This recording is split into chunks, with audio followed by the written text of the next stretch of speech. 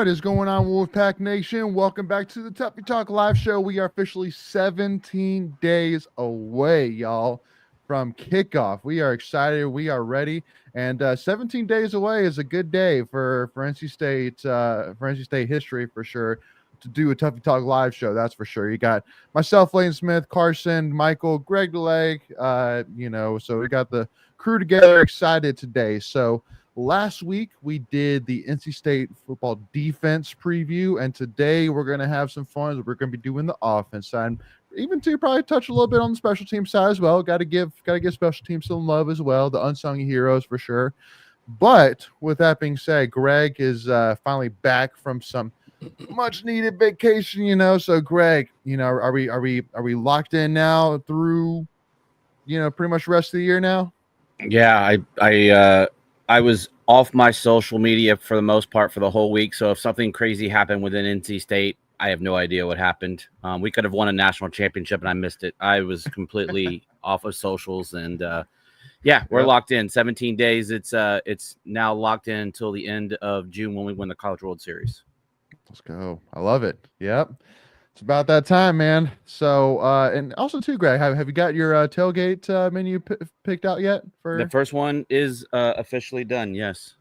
I dropped it on socials, I think like a week before I went on vacation, but yeah, I might repost it just for grins, but it's typically we do a barbecue menu for the first game of the season. So we got the, pulled pork and ribs and mac and cheese, beans, the standards. So it'll be good. It'll be good. Anything pirate related? No. Darn. Okay. Yeah. Wasn't sure if you had come up with anything. I couldn't think of anything, even just sitting here. But I was like, knowing Greg, I wouldn't put it by him. So yeah, no. I mean, closest thing is the barbecue, right? You got Eastern style barbecue, but it's not from Greenville, that's for sure. Heck no. So with that being said, if you've been with us before, you know the drill. But if you haven't been with us before, any questions, comments, concerns that you have, that you would like us to touch on here today, make sure to throw them in the chat. We will get to them here today. But Carson, man, obviously, it's interesting time right now, obviously, for NC State football in general. But definitely with the NC State offense, there is, obviously a lot of excitement, a lot of hype for sure about this NC State offense for sure, and rightfully so.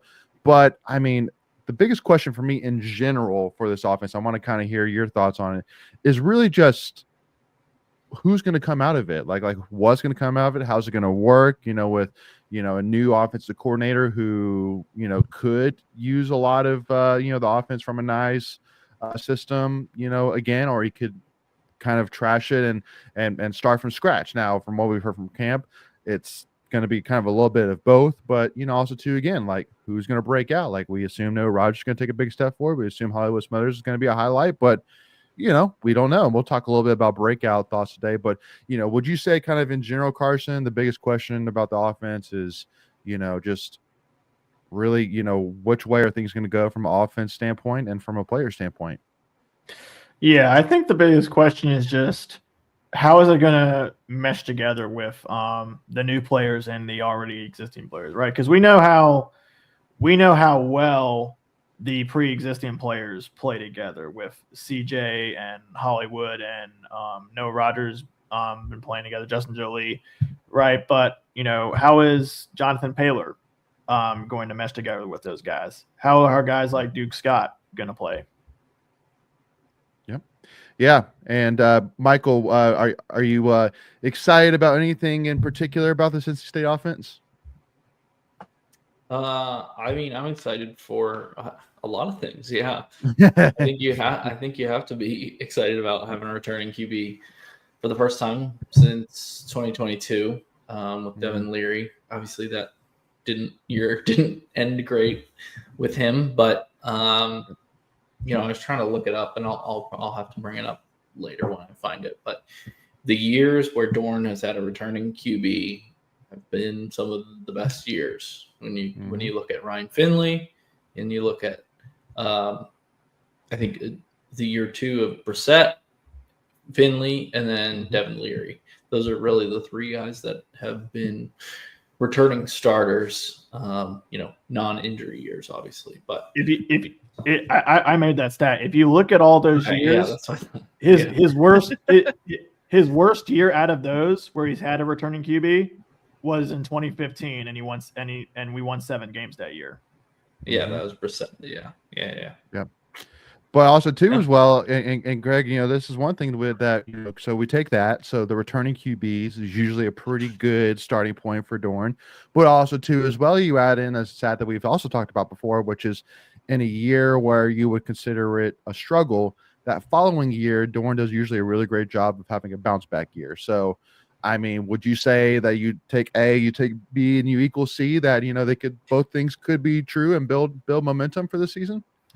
Well, first off, you know how I feel about public math. But I think it's a safe bet. I think, if anything, and I listened to pieces of last week, I had some connectivity issues. But I definitely think we feel stronger about the offense than we do the defense. And so if this is going to be your carrying card, you need to make sure that you're showcasing it. You're really not breaking any new pieces on the offense except maybe a Jonathan Paylor, pretty much everyone else, maybe a Duke Scott, but those are kind of role guys anyway. So on your offensive line, you got a couple new pieces. True. Yeah. I was kind of that's fair. I was referring to skill positions, but yes. Right. So you feel comfortable in that, and again, it seems year in year out, our biggest question is going to be offensive line. And so if you can get those guys working together as one unit, you have to feel good about what this offense can produce, assuming that Coach Roper is allowed to take his toys out of the garage and let them run. Mm-hmm. Yep. So let's, since you talk about, Kurt Roper a little bit, let's start in the backfield, shall we? And start with the quarterback. So obviously I think CJ Bailey, he needs no introduction whatsoever. Obviously, like, Carson and Michael were saying, getting a quarterback returning, and especially a quarterback returning that played so well, out the gate, and obviously it wasn't necessarily designed that way. It was kind of forced upon him, but, I don't know. I think that, you add in not only just how well he did statistically, but also to the fact that he did this well, really in a oh crap situation, really a lot of pressure was on him. I think in-state fans still don't really wrap their head around it because of the fact that there was so many preseason expectations going into that season. Like, just because your quarterback gets hurt doesn't mean that, oh, okay, well, scrap all that. We just want to make a bowl game in terms of a majority of fans. Some fans, realistically probably brought their expectations down that far, but a lot of NC State fans might say, well, you still have no Rogers, you still have Jordan Waters, you still have, very experienced and talented offensive line, you still have, a lot of deep defensive pieces, but even with all that being said, like CJ still stepped in and really controlled the game really from the first snap. So, Michael, kind of talk to me a little bit about what do you kind of hope CJ can take a step forward with this season? Yeah, I think it's just processing faster. I don't think, you mentioned it a little bit ago about how is Roper going to be different or similar to Anai, and I don't think that matters as much as Roper knowing what CJ's strengths and weaknesses are, and hopefully he uses that to his advantage in his play calling, and I think he will. But yeah, I think it's just play for CJ specifically, just being more decisive and kind of trusting what he's seeing out there, being able to read the field a little bit better. Like you said, he did very well for the situation he was thrown into last year, but now he's had a full spring camp and now fall camp as the starting QB. Like, there's no competition, so everybody knows he's the guy, and hopefully that gives him some more confidence and just go out there and play. Yeah. So, Greg, kind of build off that. Would you agree with that with CJ, or is there something else in particular you feel like that you're going to keep an eye out for CJ and see if he could take a step forward? Yeah, for me, it's just decision making, just making the right calls and the reads, whether, it's to pull it down and, run, when the pocket maybe breaks down or the play breaks down, just not holding onto the ball. I thought a couple of times last year he held onto the ball a little too long. But again, those are just freshmen. So can he take the next step as a sophomore and continue his progress in the quarterback role? That for me is the biggest thing is, minimize the negative plays and just continue to build upon what he did last year. And I would love to see more shots taken down the field. I just, again, Yes. There's only a couple of plays that kind of just stick in my mind. The one being the Noah Rogers play against Carolina as being like probably the best big down the field play last year that we had. But that's the point, right? Like, there wasn't a lot that stuck out in my mind that we had big explosive plays down the field. And so for me, that's kind of like, that's part of taking that next step is can we push the ball a little bit? Can we be creative, not run, same sets and same plays out of the same sets and things that I felt like we were stale at points when we lined up in a certain formation last year, or you had certain packages, you knew it was going to be a run play. It was just because, again, you had your blocking tight ends in. So can we show different things with different personnel? Yeah.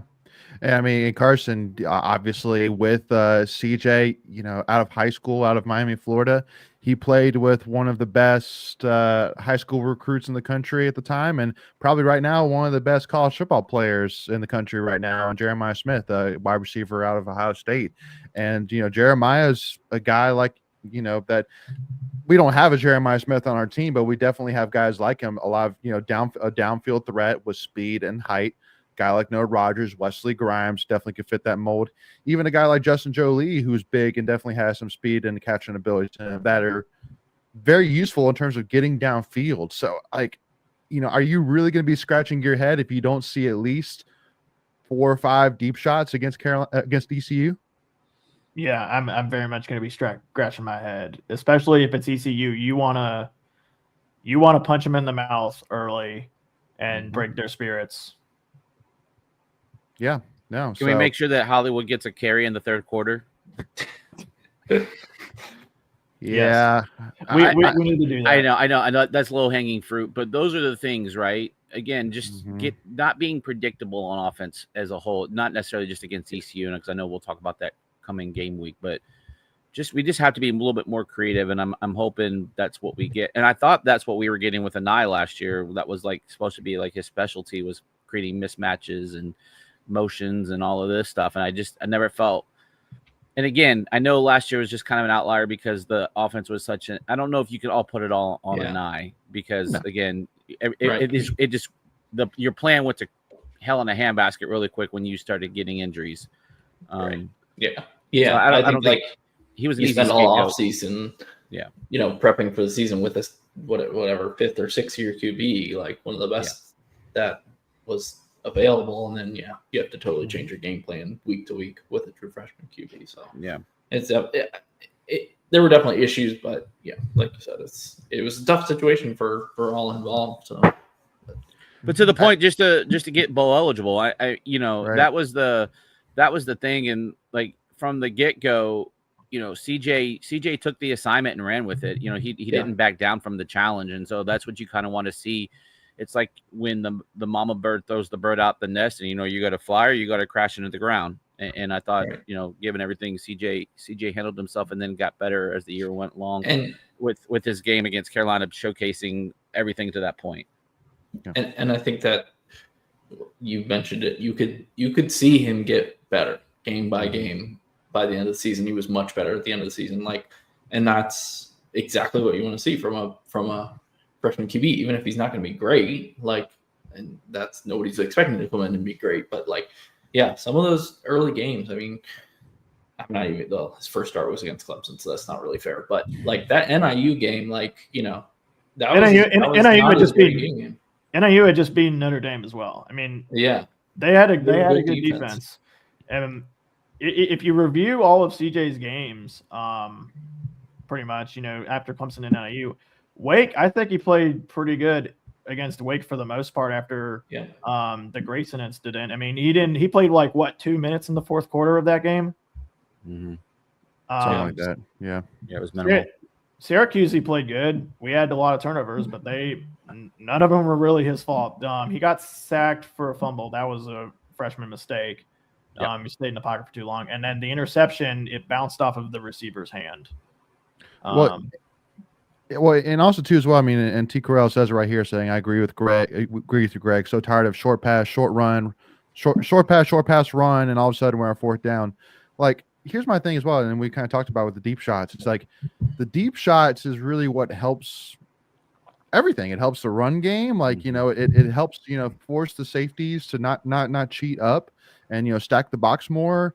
It forces the linebackers to be a little bit more on their heels instead of being a little bit more on their toes. So it just, and with all the talent that we have, with all the speed that we have, with all the size that we have, go force ECU to make a play. You know what I mean? And hey, worst comes to worst, you throw up a 50-50 ball.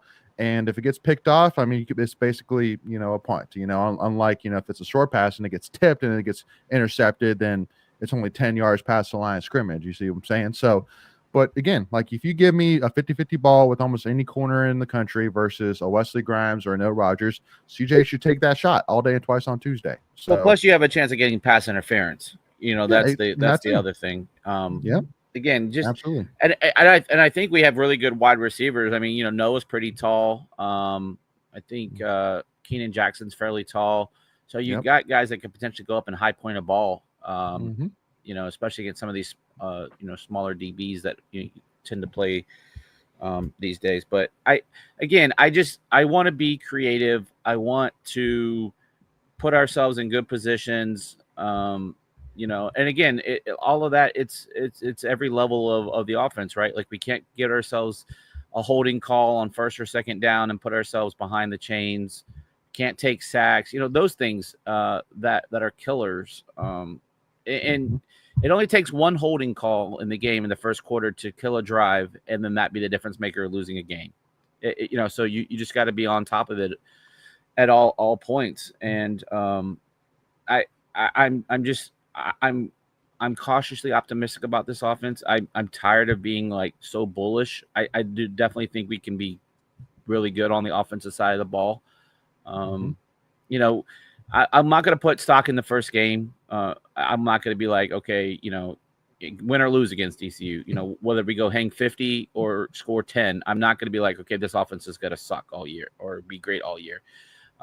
Because we've been there, done that, been burned by it. Yeah, and we'll see. Now, I mean, with this quarterback position, I want to ask two more questions. One, and Michael, I'll come to you first here.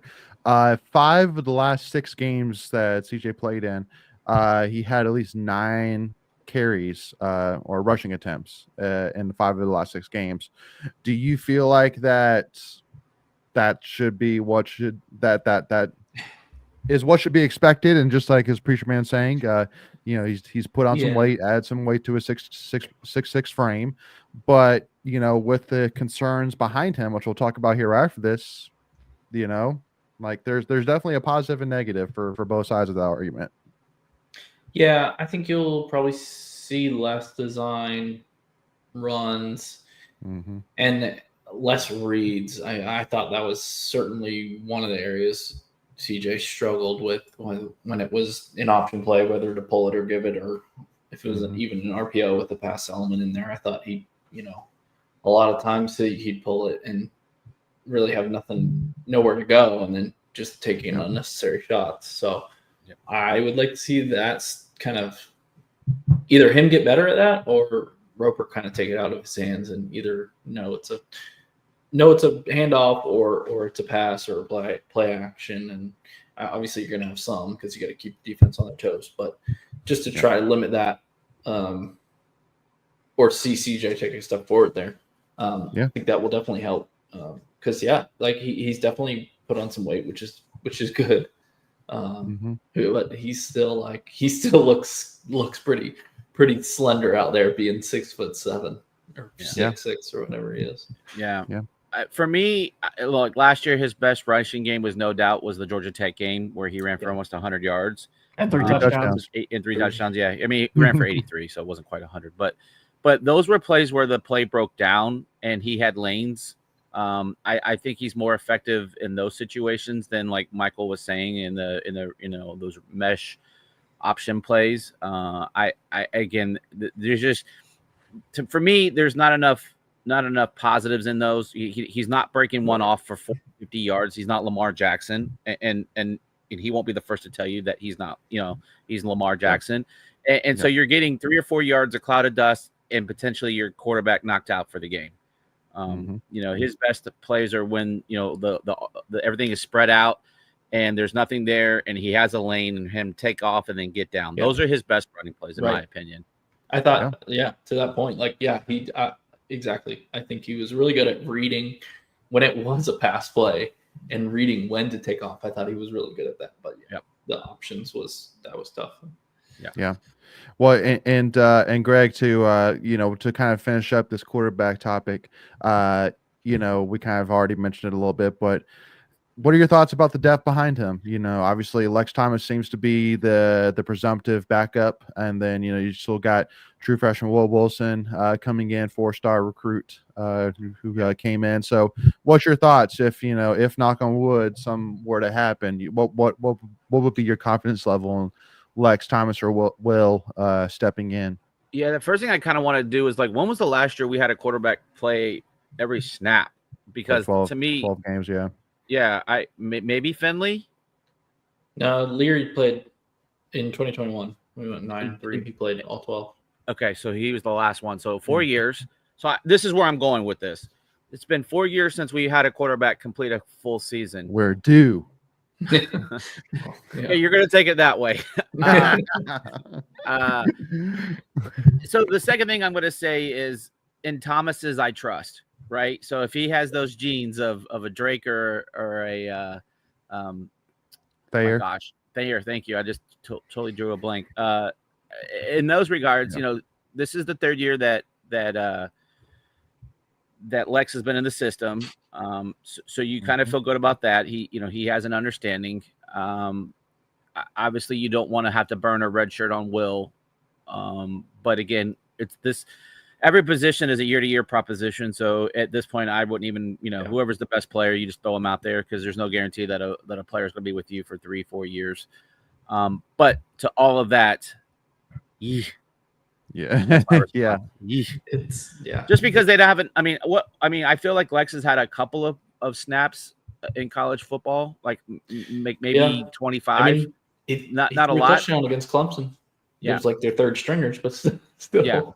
Yeah. He's thrown eight career. He's had 8 career passing attempts at his time in NC State. So a lot of nervousness there. But once again, hopefully we do a great job of keeping CJ, pretty darn clean, and that kind of moves nicely to the point. into. You don't want to give him unnecessary hits in those types of plays. Exactly. Yeah. Well, and the crew in particular is going to help keep them upright is that offensive line. And, obviously highlighted and I think unarguably by Jacarius Peak, who, has definitely impressed to say the least. And I think is really going to take a big step forward this year, being an all-ACC contender, potentially even, a back end All-American contender. If he plays like he did last season, could take another step forward here. But Michael, what's your kind of hope in terms of do you kind of see this offensive line being put together any specific way? And also too, actually, were you part of that? Did you happen to attend that one pack NIL meeting with Garrett 2J? No, I didn't. I need to go back and watch it. They posted the video, but yeah, Peak moves over to left tackle with Anthony Carter over there, and I think those two that'll probably be one of the best kind of blindside protection I think in the league. Those two guys are really, really good. Do you think those are the only two guys that positions are more likely locked in? I think 100%. I would say probably Teague Anderson at right tackle is probably like 95%. I don't know. I would be surprised if Teague Anderson wasn't starting at right tackle.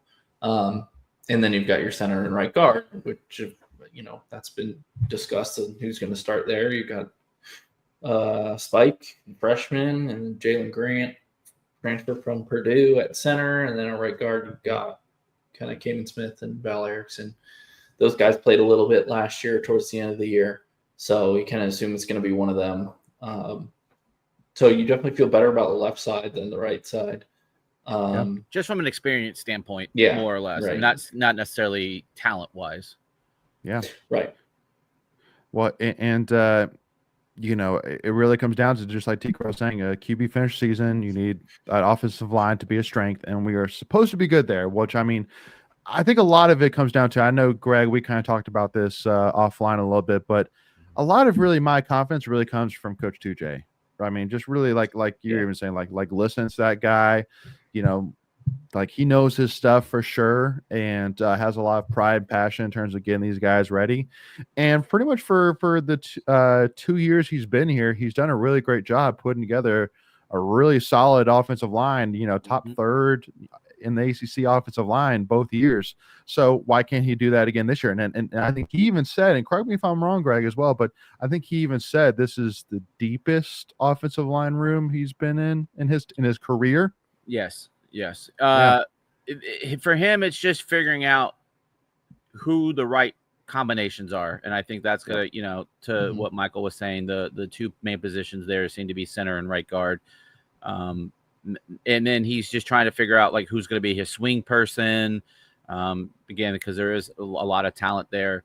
Coach 2J's put a lot of dudes in the NFL. We've had several over the last couple of years with AB going last year, along with the kid that transferred from Notre Dame, Carell. Zeke. Yeah. And then before that, we've had what was the center's name? Garrett Bradbury? No, that was a long time ago. Dylan McMahon. But he went to the Eagles. Yeah. So we continue to churn out talent there. And I know it seems to be, for whatever reason, NC State fans love to take it out on the offensive line for every year. That they seem to be the perennial whipping boys on the team for whatever reason. I don't know why. I think. But do you really think that's NC State problem, or do you think that's just a fan in general? I feel like most teams, it's so easy to pick on the offensive line. So easy. Yeah. Go ahead, Mike. I probably agree with you, Leighton. It's because there's you don't have your regular the matrix stats. Are harder. Yeah. You don't have stats you had to count for offensive line. So it's just they looked like they played bad or they didn't play good or whatever. Because to that point, right, to the average fan, it's okay, did they get a holding call or some kind of penalty, right? Or did they give up a sack? Those are kind of the easy level of grading a offensive lineman. but they don't know necessarily the blocking scheme for that play or the reads or the quarterback holding the ball too long. Like you can only hold a block for so long. I mean, let's be real. Right. And I just think that for whatever reason, that just seems to be the case. Right or wrong, that's just the way it's seen. But I think we've talked about this before. It's a weakest link position, right? You can have 4 guys do their job perfectly, and one guy messes up, and it's like the whole offensive line stinks. Yep. Well, and obviously too, it's a fallback because maybe if a sack was given up, maybe a tight end or a running back was supposed to have an assignment and they didn't account for it, but yet everybody's gonna say, well, it was offensive line, or vice versa. We're only running for 3 yards, but maybe the running backs aren't making the right reads and going to the right gap or the right hole. So there's so many factors that we as the average fan don't know, but we just see results and we automatically assume and point to this, that, or the other. Yep. Well, and Carson, looking at this offensive line, do you feel like that there's a strength in terms of, passing or running the ball here? Or do you think that, kind of a little bit depends on how the center and right guard position get filled? I think it depends on how these positions get filled because it is a very new core. Right. Yeah, no, agreed. So, it'll definitely be I think we can all just agree that we can see the pieces, individually and the value they each bring individually. But I mean, we won't really know much until we see how those 5 pieces, whichever 5 Coach 2J puts together, perform against ECU. And I mean, that's a little bit of a teaser in terms of a preview here. But I mean, Greg, do you think that that ECU can be a good litmus test for this offensive line in terms of what we can expect for them? Or, being that ECU is definitely not going to be one of the strongest defensive lines we face, maybe not so much. And again, this is probably going to sound so obviously ECU is taking some hits on their defensive line because of some suspensions that we're looking at. So there are going to be a couple of 2 deep guys already going to be starting. It's a group of 5 defense. Again, no offense to those guys. They're just not going to be as deep and as big and as strong as an ACC opponent. But I think it's a good first test. Again, you're not going out and playing an FCS team where, you're expected to dominate, even though we struggled against Western last year. And so these are college kids that are on scholarship as well. And they're not going to just go lay down and take it easy. And I think that we should be able to be physical up front with them. I know we struggled at times, again, in the bowl game, but I hate using that as a reference point because we've talked about that ad nauseum, about guys opting out and, so on and so forth. And but I do expect us to go out and dominate, just with everything that we've already previously talked about. Yeah. And I mean, just for a fun question here, just because I was thinking about it, I don't want to forget it before we move on to running backs here. But Carson, do you have a preference on the play call, first play of the game? Do you want to run it down the middle and run their butts over? Or do you want to take a deep shot first play? No, I want to see something like the UConn game with Thayer Thomas. That's what I want to see. UConn game, Thayer Thomas. Oh, you're talking about 2021, 2022? 2022. The one where Devin Leary just throws a deep shot to Thayer Thomas to start the game. Oh, that's right. Yeah. I remember that now. Yeah. I personally wanted to see him just run it down their throat. Just establish your dominance early. Get a first down, first play. Yeah. Coach 2J says he loves running stretch. You go run a stretch and get the line moving, get the juices flowing, and get Smothers running uphill and fast, and then everything else falls into place. Yeah. I mean, well, and Michael, I mean, too, because I mean, ECU's got to know that we love that stretch. And so I kind of laugh a little bit on the inside thinking, man, how degrading would that be to ECU if we literally first play ran a stretch run and got a first down? It's like, dang, they literally ran exactly what we knew and they still got a first down here. Like, yeah, that would be great. That's I mean, that's the test of of a really good team is when the opposing team knows what you're going to do or has an idea of what you're going to do, and they just can't stop you. Can't stop you. I love it. But at the end of the day, it's execution, right? If you can go out and execute because you already know as an offensive coordinator or head coach, like what you and your team does really well. And if you can stick to those and then sprinkle in some other things, if you're able to execute your best plays, then it's going to be hard for them to stop you. And if they stop you, you tip your hat and go, okay, they're just a better team. But I want to see us just run it down their damn throats, just because that's like, this is going to sound probably not as positive. It's easy to throw it downfield and, it's sexy, right? It's a sexy, like, deep throw, boom, but if you're just grinding on them for four quarters and just beat them into submission, that is a dominant performance, in my opinion. It's not about the score and all of that. It's like, okay, did you exert your will on them? And I think that's done up front. And the big uglies, I think that's what they want to do. What'd you say? The big uglies. The big uglies. Yeah. Big uglies. Yeah. So let's jump on over to the running back side. Obviously, gotta start off with the man himself, Hollywood Smothers. Just a guy that even out of high school, NC State was going after, decided to go to Oklahoma, and then after 1 year, transferred back to NC State. But I'm telling y'all, and Carson, I want to hear your thoughts on him first. But like, I just love watching Hollywood Smothers film. Like, it's just effortless. It's literally like the football field's an ice skating rink, and he just glides even with his cuts. Like even when he's making a spin move, making a cut, he's still moving upfield effortlessly, and he's dangerous for sure. He is a dangerous player this year, and a lot of the defenses we go against this year are going to be keeping an eye on him. Yeah, I think he really started to take off around the Cal game, and then really during the Stanford game as well. So he was a big player during, I guess, the second half towards like last stretch of the 24 season. And I think coming back, knowing that he's like the number one back, I think that'll give him a lot of confidence. And I think that'll allow him to be even more productive. Yeah. I mean, Michael, what do you think? What do you think Hollywood Smothers' ceiling is this year?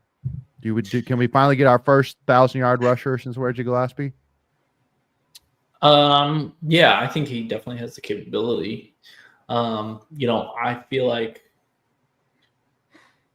I would probably say he won't reach 1,000 yards because I think we will lean more on the pass.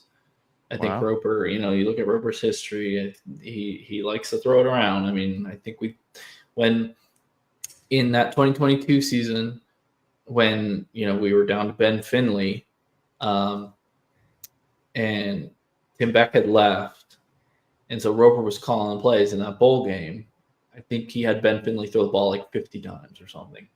So I think he just won't get the opportunity to, unless he's, like 8 yards a carry or something crazy. But I would love to see it. Yeah. So Greg, I want to counter that. Yeah, please go ahead. Counter it. Yeah. So I think he gets to 1,000 on a couple of different levels. One, if we're ahead in ball games, that's Dorn's MO. He loves to run the ball when we have a lead. Sure. If we are really not good defensively, we probably want to shorten the games and shorten the possessions. So there's a chance that he could get some more runs. So those would be my counters of why I think he will get to 1,000. But I also see Michael's point, where there's just so much talent around. And here's the other part. I think you're going to want to keep Smothers as healthy as you can for 12 games. Yeah. And so that would be the other counter that I would say he won't get to 1,000, just because I think, they really want to keep him fresh, because there was some times, I think even in his limited action last year, I think he missed like 2 games. Yeah. At least one, but I think it was 2. So you definitely can make an argument either way for it, but I think he'll get to 1,000 just because I think I just think that they want to control that line of scrimmage, especially if the offensive line is clicking, and that's kind of our thing. I feel like we're gonna, and I know Coach Dorn says he wants to be balanced, and balance means different things to different people, but I think we're gonna run to throw the ball, if that makes sense. Mm-hmm. Yeah. No, I mean, I think a lot of it's at the end of the day, a guy as good as Hollywood Smothers, you want him in most games to get 15 to 20 touches per game. And so more than likely, probably at least 10 to 15 of those are going to be running the ball.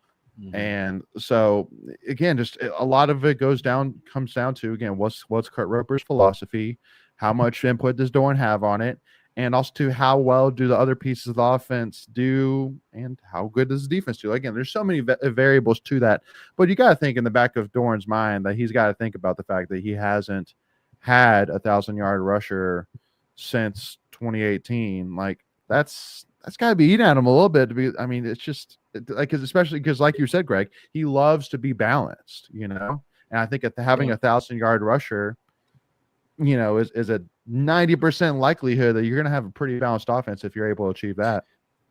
What do you think Smothers' most touches were last year, and how many? Yeah, I was just going to make a comment on that. Quiz, or is this like a? No. I'm just, because you were talking about you gave the number of rushes, right? You said 10 to 15. Yep. And so 16 was his max last year, and he had 16 for 100, and that was against Stanford. And his most touches was against ECU, even though he didn't touch the ball in the whole third quarter. He had 15 rushes in that game and 2 receptions. Yeah. So I don't see him going past 20 a game. I agree. Unless he's like just going absolutely crazy. I think they're going to want to keep the workload down. I mean, 20. I'm doing the math. So 20. If he gets 20 touches over 12 games. Told you about public math. It's not easy. It's a little over 200. It's like 220. Yeah, 240. Yeah. Told you public school math. 5 yards per carry, that'd be 1,200 yards. So that would be getting 20 exactly every single game. So I don't think he'll get to that number. I think he'll be they'll want to try and keep him closer to the 17 mark. So yeah, it'll be close. But I mean, against Clemson's really good defense, he averaged 5.1 rushing yards a carry in that game. And then he had a high of 11.3 against Georgia Tech. Yeah.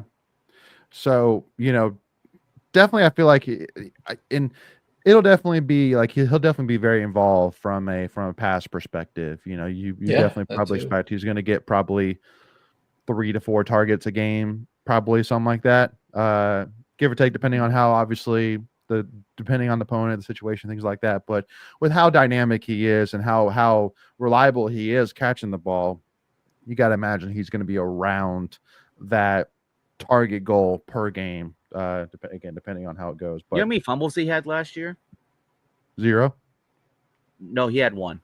1. Dang. I felt confident. It was actually the first game of the season. So after the first game of the season, he had no fumbles. Oh, shoot. Okay. Yeah. All right. So again, when you're talking about him, like, he's got good ball security. Mm-hmm. Yep. Yeah. You love that. Yeah, absolutely. He's dependable. But I think you're getting ready to go here. What do we have behind him? Right. Which, I mean, I'm pretty excited about. But Carson, I want to kind of get your thoughts here first. Obviously, Duke Scotts has had what sounds like so far to be a pretty great camp so far. But even too, like, he's a friend of the podcast. I've had him on here during a live stream, interviewed him, and love, the guy as a person for sure. But like, I don't know, man. Just like, I just love that. I think he has a great mix of low center of gravity, a lot of power, but yet he also too is a speedster as well. Like, he may not seem like he's fast, but he'll take off on you for sure.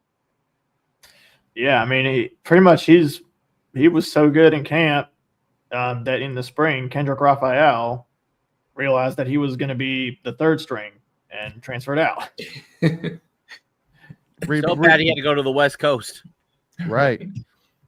Yep, that's true. Yeah. Now, I mean, Michael, where do you kind of see Duke fitting in as a piece into this puzzle here? You see Yeah, him maybe as goal line back, maybe? I don't know. I mean, like his testing numbers, athletic numbers are off the charts. Like squatting more than linemen, like faster than some of the wide receivers. It's just like so I don't know exactly how they're going to use him. It's just like he's just oozing with potential, and we really didn't see him much last year, if at all. He played in one game. He did. Yeah. So I mean, like I said, his numbers just scream like just potential off the charts. But yeah, I would have to assume he's the number 2 option there. His senior year in high school, he had 2,400 rushing yards with 40 touchdowns. Yeah, golly, that's pretty cool. And that was after he was coming off an injury too. I think like either the previous year or he had an injury that season or something. I remember from our interview with him.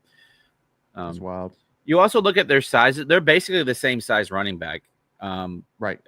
So Hollywood's listed at 5'11", 195.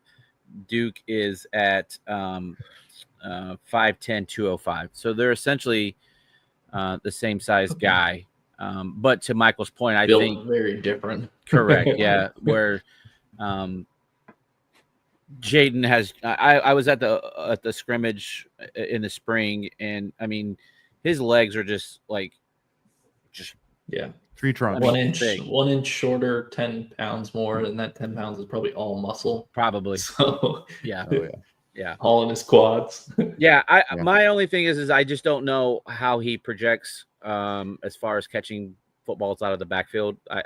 Just not having seen, we probably can do it just fine, but we just haven't seen it. Yeah. Right. Yeah. And so for me, again, going back to my earlier statement is, seeing different personnel. I want to see different things from, different plays from different personnel. I don't want to see, okay, if this guy is in, we're going to be running stretch to the left, or, if this guy is in, we're definitely not throwing the ball. Like I want to see a mixture where these guys can do everything and run all the routes and run all the plays as if they're the number 1 guy. Yeah. But I mean, also too, I kind of think, maybe could Duke be like a Delbert Mims kind of role where like, a third and short, a goal line, and especially too, because especially with like, just like you were saying, Michael, like he has so much potential. So I feel like Doran almost has to, and will, but definitely has to see what he's gotten him this season. Not only just to, give kind of limit Smothers, potential, trying to keep him healthy, things like that for a full 12, 13 game stretch, but also too as well, just to see like, as we're building for next season, how good is he? Because just like you said, like even though he tests really well, even though he practices really well, at the end of the day, you got to do it on the football field against another opponent. So I don't know, but I mean, would you kind of say, Michael, that it's almost a given that he's definitely going to have a role? I think so at this point, because I mean, there's nobody else on the roster really who I don't even know who the third string guy is anymore. You know what I mean? Not to discredit who that third person is, but you just haven't heard anything about it. Yeah, I know exactly. Well, good for you, but I'm just saying, like, I mean, we knew it was Kinder Raphael, right? Yeah. No, I think it's not. I don't think it's. But that's not to say I don't think he's like out of necessity. We're just throwing him in there. Like I think he was definitely going to have an impact this year, and I'm excited to see him. Well, that's the whole point of a red shirt, right? Like give him his first year, and then you expect something out of him the second year. And I don't think there's going to be like, I'm not saying they're 1 and 1A. I think there's definitely a separation between the two. I think Hollywood Smothers is just in his own world. But I also don't think that Duke Scott's a scrub. Like I think he's going to be very, very useful, very serviceable. Heck, I'm curious is like, and we'll talk about special teams, but like who's going to be our returners? Like maybe is a Duke Scott going to be a returner maybe on kickoffs or something like that? I don't know. I mean, I feel like maybe Wesley Grimes is probably a good candidate just from the speed perspective. But I don't know. Yeah. Well, I'll tell you, I feel pretty confident that in this guy, because we've mentioned him before, for sure, and definitely getting some running back snaps. But Jonathan Paylor. I think he's a guy that if you look at, his you look at his high school, stats and things like that, but even just watching him, he seems a whole lot more confident in the backfield than he does lining up in the slot. Not to say he can't. I mean, I'm sure he'll probably get a decent amount of wide receiver slot touches for sure this year, or jet sweep touches, whatever it may be.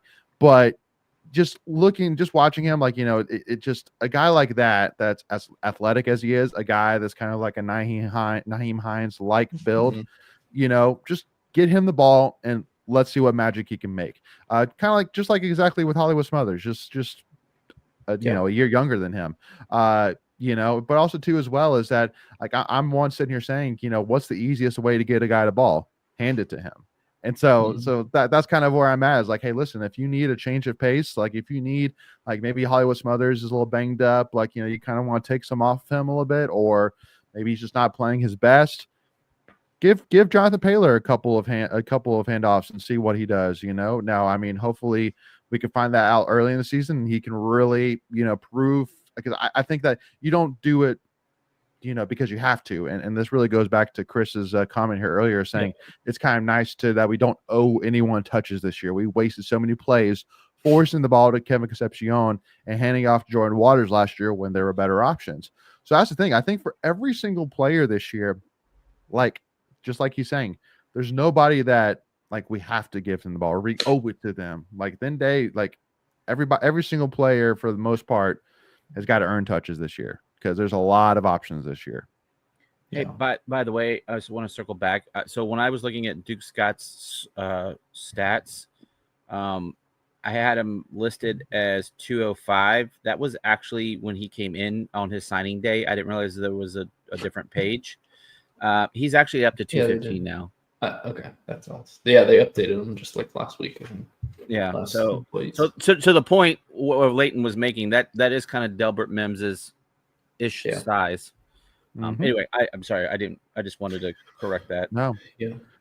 On Paylor though, I think it makes sense to put him at running back. He played a lot of running back in high school. His senior year, I think, was pretty much primarily at running back. And like we mentioned, the depth chart after Smothers and Duke Scott, it's kind of wide open. And even like we said, we haven't really seen Duke Scott in real game action. So, it's way more open, way more easier to get him touches there than at wide receiver where you're kind of, your top four, and that it really would be hard to crack into that top four. For me, Paylor's size kind of worries me. Because where does he fit in? I mean, he's only, and I know I keep going back to these stats, but 5'9", 182, that's pretty light. Sure. Yeah. Now I know he's fast as all get out, but again, where does that translate? Where do you find him a spot? And that's why for me running back or jet sweep, kind of, again, like Nyheim Hines basically did, not putting him in a situation where he can get crushed over the middle, but let him get him in space, use his eyes, you know what I mean, and not have to be that make that tough man play. Yeah, I don't think he's going to ever be your every down running back like some guys, but no. Yeah. But again, it goes back to, okay, if I see this guy in, is it going to be some kind of gimmicky play? I want these guys to be able to do multiple things. So again, it doesn't key in the defense. Oh, this personnel is in, this is what they're going to be running. We have to not be able to telegraph what we're doing. Mm-hmm. And I felt at times, and I keep harping on that, but I would see the same personnel and I'd be like, I would turn to my wife and said, they're going to run it this way. She's like, well, how do you know? I said, well, this person and that person's in, because they never threw the ball and from that formation. Yeah. Well, speaking of some of those giveaways, we need to move on here. Tight ends, obviously, once again, highlighted. Justin Jolie, the best tight end returning in the ACC this year and one of the best tight ends in the country this year. A guy that come April of next year will more than likely hear his name in the NFL draft, and rightfully so, for sure. But I mean, Carson, I'll kind of ask you first. Is there anything that we haven't seen yet from Justin Jolie that another year you think that he could take this season? I don't know. I will say though, most of what we've seen from Justin or like catches probably like 20 yards down the middle, and that's mainly what you want to see from a tight end. You don't really want your tight end to go fully deep like someone like a Wesley Grimes or Noah Rogers. And so I think Justin Jolie fits the tight end role extremely well, and he shows up and does his job. Yep. So, Michael, obviously, behind Jolie, because I think Jolie goes without being said. He's going to be highlighted. We're going to manufacture touches to him. He's just that good. Like, he's one of the few guys that I wouldn't say we owe touches, but like we'd be doing ourselves a disservice, just like Smothers. Like, you got to get him touches and see what he does every single game. But behind him, just like Greg was saying, Dante Daniels, a guy primarily last year that if he was in, you were running the ball. If Jolie was in, you were passing the ball. But Dante Daniels, Ian Flint transfer from Elon, even Gus Ritchie, true freshman, who was a widely regarded tight end, played a lot of defensive end, very athletic build for sure. I think has a bright future ahead of him. How do you kind of see things shaking out behind Jolie? Yeah, I think Hardy is going to have a big role. You brought him in to give you that ability to go two tight ends, and have both blocking and a receiving threat with Jolie. And he's just like, from all the clips you've seen of him, he just loves, and his interviews, it's like he just loves to beat up people, like blow them contact. Up. Yeah. So I'm excited to see how they use him, and I don't know how much like designed routes he'll go out on. I think he's serviceable enough that he's not just in there to block. But yeah, like you said, Jolie, he's the guy. He's the guy this year. You got to find ways to get him the ball. And then after that, I think it's still kind of some of the guys we've seen. Dante Daniels, Gus Ritchie was a big name recruiting, but I don't think he'll play much this year. Not this year. But yeah, I'm excited for that group. Yeah, especially with Ritchie being pretty banged up during camp and during the summer as well. But I really do look at Cody Hardy, and Michael said it, Greg, but like I really do look at Cody Hardy as like the X factor. He's a guy that like played like extremely well, had some really great stats during his time at Elon, and during the transfer portal got some great offers from us, Auburn, Mississippi State, Houston, Memphis, Oklahoma State, Cincinnati. So some really solid offers and 1 year of eligibility remaining. So he's a guy I think that's really coming in here to put it all on the line. Like he understands, hey man, I got 1 year left, and one opportunity to go try and get into the NFL, see what can happen professionally. But even still, it's my last year of college ball, and I want to go make a difference. So I don't know. Like he has everything. He can run block. He can pass block. He can go and catch, whatever it may be. So what's your kind of thoughts about Cody Hardy versus maybe a Dante Daniels that hasn't really, I think, really taken a huge step forward in terms from a receiving perspective? Yeah, keep coming back to that same point, but it just. I think it's just giving guys the chance and the opportunity to keep the defenses honest. Dante had his, he only had 3 catches last year, but he had that big one in the Carolina game for a touchdown. Yep. And so again, just keeping the defenses honest. Back to Jolie for a second. Like his touches were down from a year before when he was at UConn last year with him being his first year. His touches were down by about 10, but his average and his offensive like yardage were way up. He only had like 43 touches. I would probably like that around 50. But again, we keep coming back. There's so many really good skill position guys on this team, and it's where do all the touches go? And back to Chris's point, like yes, we don't have to force touches to KC.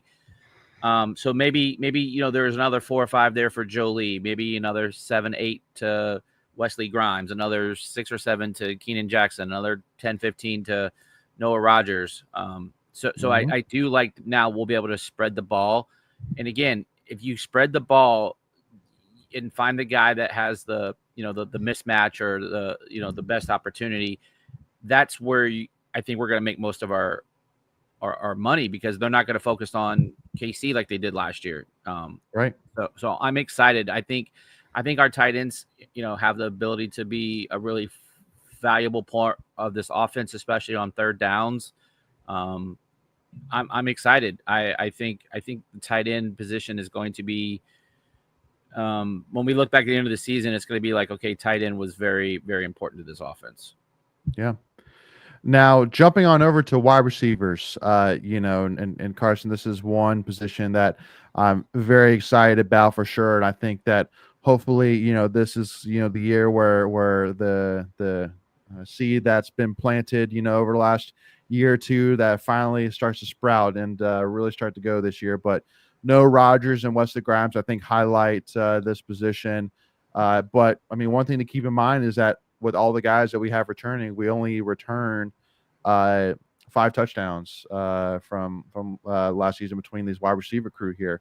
But again, it comes down to I think the first big question I want to ask Carson is who do you kind of see as being the main crew, like the starters? You got Wesley Grimes, no Rodgers. How do you think Keenan Jackson, Terrell Anderson kind of fit into that mold? I would say I think Terrell Anderson would probably fit better. But we'll just have to wait and see, as those are still fairly new players. But I would expect, Wesley's a veteran at this point, and so I think he would be the clear he's your only senior, actually. Yeah, like he's the clear leader for the wide receiver, and then no Rodgers can bring some energy as well. So I think it really depends on just leadership of Wesley Grimes and how he's able to rally all those guys. Yeah. So Greg, I mean, do you kind of who would you say who would you predict at the end of the season is going to lead this team between receiving yards, touchdowns, things like that? Who do you think is going to be the alpha? Because Carson kind of said who's the leader, but do you think that that'll transition to being the leader in stats, or just a leader from a leadership perspective? Yeah, for me, Noah has to take a step. You could see him get better as the year went on. Obviously breaking out in that Carolina game. It's really hard to tell, because is this going to be an offense where they're going to push the ball down the field? Or is it going to be, an intermediate offense where we're going to run the ball a lot, throw to the tight end? Because, it's without a doubt, Justin Jolie is your best offensive player on this team. Right. It's not even a question. Yeah. So are you going to make him the focal point in the offense? So with all that being said, I don't know, who's going to take that step, because you just mentioned we only had 5 touchdowns from the wide receiver position on this squad from this year. I think what's his name? I don't even know his name anymore. KC. What did he end up with? 9, 10 last year, something like that. Something like that. Yeah. I'm only looking at from the returning guys. So yeah, but no, I know, but what I'm saying is there's going to be some touchdowns that are going to have to be made up from that position from last year. Correct. I have a feeling it's going to be like a Noah Rodgers or a Keenan Jackson, where you can go up and throw a fade in the end zone. I just don't see this offense pushing the ball down the field. I mean, I hope they prove me wrong, but it's just not really been an MO of a Dave Doran style offense. Yeah. Now, I mean, so besides the Wesley Grimes and no Rodgers, who, I mean, again, I think those 2 guys are going to be your main guys out wide for sure. Michael, between Terrell Anderson and Keenan Jackson, do you think one of them in particular will take a kind of a step forward of being that number 3? Yeah, but I honestly, I couldn't tell you who. I just right. I don't know. I mean, it's just I think Grimes and Rodgers are your clear 1 and 2. And then those 2 are right there. They'll rotate in, but I don't know which one. I think I'd lean Anderson just I mean, they're a little bit different receivers, though. Jackson's more of your contested catch guy, kind of like a Mezzi was. Yep. Mm-hmm. Oh yeah, I don't know. I probably a lot of Anderson. Emeka and Keenan. A lot of That's Emeka. why I was saying, like, I could see Jackson leading the team in touchdowns just because he can go up and get the ball in the end zone, especially if we get down inside the red zone or 10-yard line where you run those fades. Yeah. Mm-hmm. Yeah. I tell you a name to be looking for, though, and I don't know how much of a run he's going to get, is Teddy Hoffman. Like, he was really good in the scrimmage that I went to. And again, that's just one practice, but he's definitely flashed as a true freshman. But again, I think this there's too many good dudes there where I'm not sure how much a freshman is going to get playing time because you've got so much talent there. And again, there's only one ball, but I mean, you got guys that I'm looking at here at the list here, like Boston. Like, he came in with a lot of hype. What's Tank Boston going to do this year? Terrell Boulder, a 4-star recruit. Boulder. And then again, we're back to Paler, right? He's listed as a wide receiver. So how much of a run is he going to get there? So I definitely think this is the most deep position we have on probably either side of the ball is wide receiver with a lot of talent. But can we get him? Can we get these guys the ball? Like, will CJ have enough time to get them the ball? Yep. And like Bob says here, like, where will we take those shots? And again, that seems to be the biggest question mark. Yeah. Yep. Yeah. So now kind of moving to the special team side. So first of all, let's give a shout out here to our field goal kicker, Kanoa Vincent, who honestly had a really good year last year. Like, nobody really talks about it, which I get it. It's a kicker, but I mean, didn't miss a single extra point. Love that. So like, that's like, all right, you did that. That's good. Like, and it's not necessarily a given, It's, I mean, we all know it's not a given. Yeah, we saw that from Carolina a couple of times. Yeah. From ECU. Yeah. Yep. True story. But 6 for 6 for below 29, 8 for 10 from 30 to 39, 3 for 6, 40 to 49, and 1 for 2 from 50 plus. His one long being 52 yards versus Louisiana Tech. So I mean, if you were to ask, just say, okay, like could we move that, that confidence boost, that can we see a 56 yarder, something like that, high 50s, and kind of take a shot there and see if we could give a little bit more there. But I mean, those stats I just read out, I mean, like, I think 90% of college football fans would say that if their kicker had those stats, like, I'm happy. Can't really complain too much about that. Yeah, I think you want to maybe a little bit better on anything 40 and in. But again, that it's also like, if that can influence your play calling, like, you're going to go for more if your kicker's not great. Yeah, and to that point, like, Dorn sometimes is conservative, and I've heard people call him Field Goal Dave, and and this especially when you had a kicker before for him, when you had Dunn, like, he was pretty much reliable. Right. So you tend not to take the risks when you have 3 points on the board automatically.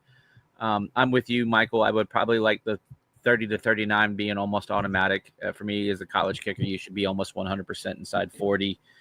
And then the 40 to 49, I'm okay with 50%. That's a little bit tougher, especially with the way I still wish, like, they would make the damn hash marks and the goalposts the same in the NFL and college, because you can kind of get some weird, especially on the hashes, they're a little further out, so it's not more of a straight on kick, which kind of makes it a little bit trickier, if you will. But I think, to your point, I think you're happy with these numbers. I'm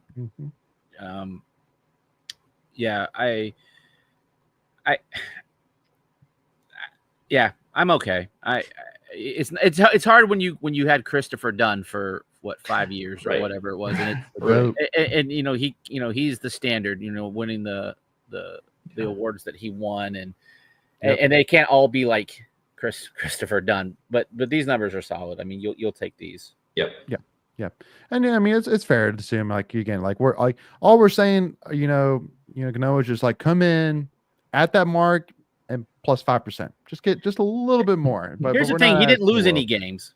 right? No, he didn't lose any games. So at the end of the day, that's kind of where you're judged. Like when the game was on the line, high pressure kicks. Yeah, correct. Yeah, It's a good job done. Yep.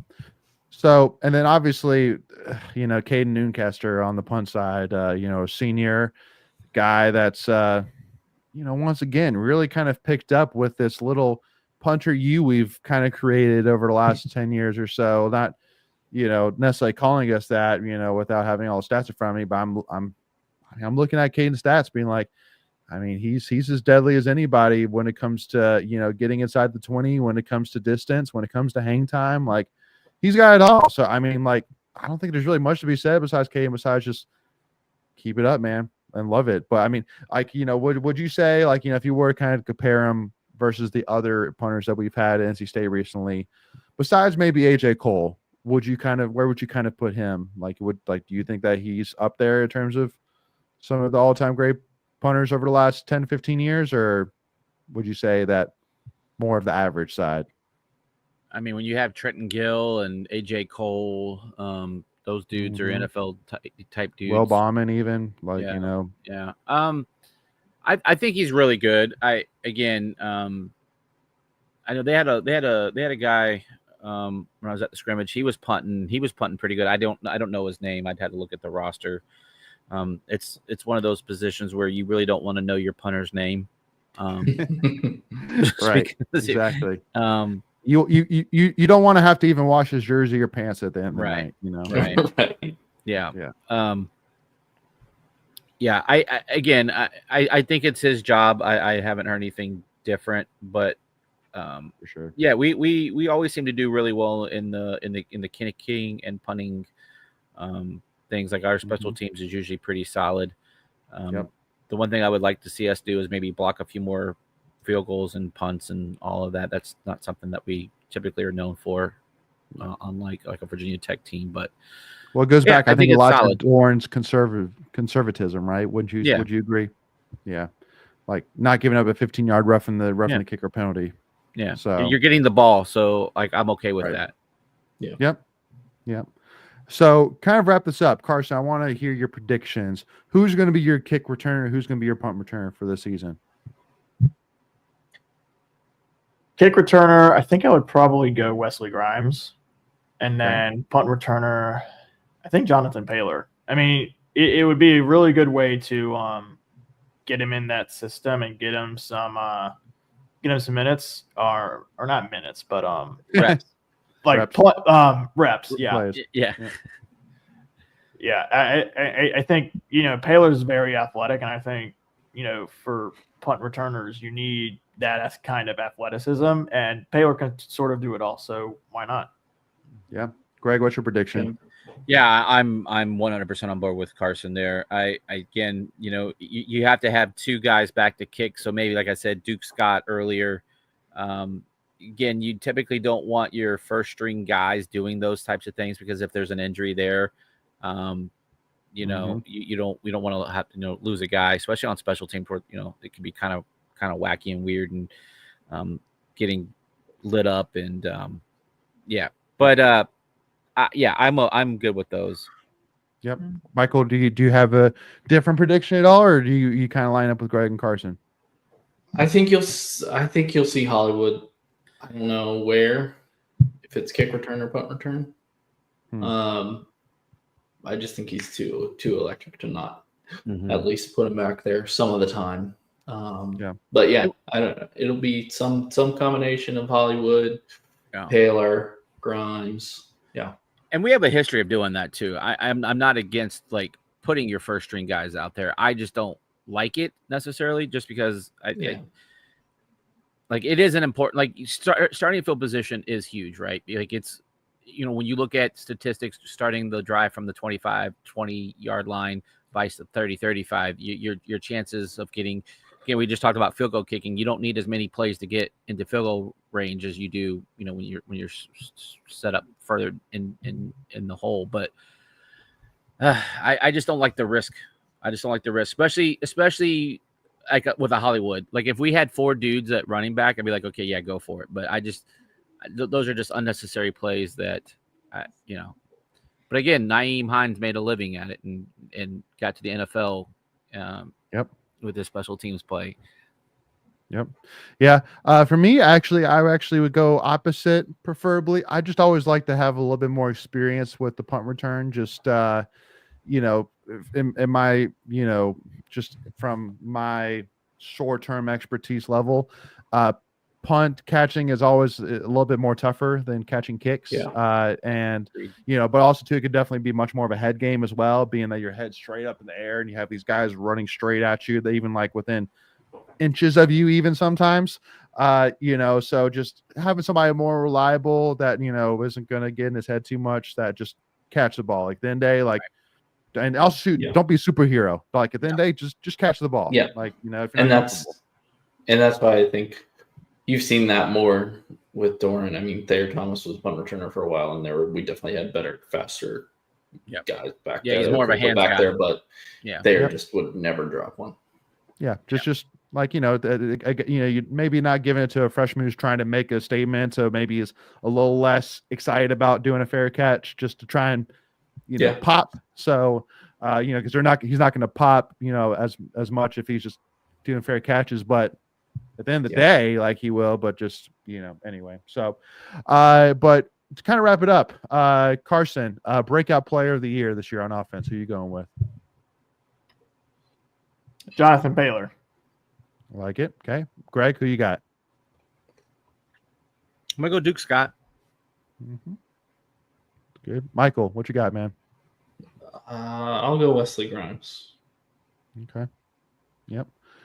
I'm gonna go a little different here. I'll just to even kind of change it up as well a little bit here as well. I really am a big Terrell Anderson truther. I really do like Terrell Anderson. I think he's developed really well. I think he's been waiting, on stage right for a while. And I think, now the opportunity is there, and I see him stepping into the spotlight a little bit and really having some pretty good games for us this season. So, but anyway, so with that being said, Wolfpack Nation, we are finally wrapping up here with that offensive preview, and the previews are done. And so starting next week, we will be doing our season predictions, and it's crazy to think about that we're actually have our season predictions already, y'all. Like pinch me in my dream. I can't believe we're that close to football where it's actually time to do some season predictions here. But if you absolutely cannot wait for NC State sports to start up, women's soccer starts in 3 days. Yep, on the 14th. Let's go. Love it. Let's go. It's James Madison, I believe. Yeah. Mm-hmm. So, so make sure to tune in next week, y'all. As again, definitely want to hear your predictions for sure here for this upcoming season. But it'll be an interesting conversation for sure. Let's put it that way. But with that being said, Wolfpack Nation, if you haven't already, make sure to hit that subscribe button, as not only does it really help the channel, but also to make sure that you do not miss out on any of our live streams. And also too, as well, make sure to hit that like button if you enjoyed this conversation. And also, if you listen to us on Spotify, Apple Podcasts, iHeartRadio, wherever you listen to us, do us a big favor, leave us a 5-star review. We greatly appreciate that as well. And make sure to give us a follow, Tuffy Talk Now, on Twitter, Instagram, and TikTok, y'all. But with that being said, go Pack, y'all. 17 days away. BDCU. Let's go. Let's go.